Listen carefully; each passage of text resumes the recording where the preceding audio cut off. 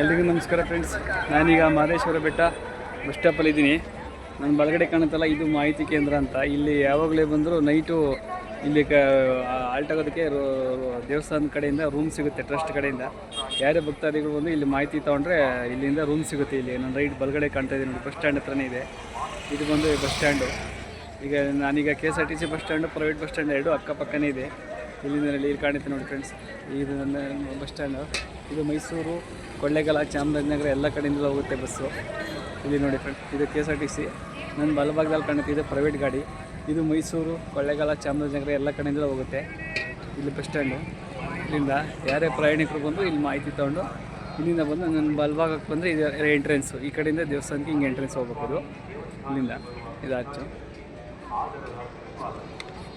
ಇಲ್ಲಿ ರೂಮ್ ಎಷ್ಟೊತ್ತಿಗೆ ಬಂದರೂ ರೂಮ್ ಸಿಗುತ್ತೆ. ಇಲ್ಲಿ ಮಾಹಿತಿ ಕೇಂದ್ರ ವಿಚಾರಿಸ್ಕೊಂಡ್ರೆ ಆಯಿತು. ಎಲ್ರಿಗೂ ಶೇರ್ ಮಾಡಿ, ಲೈಕ್ ಮಾಡಿ. Thank you friends.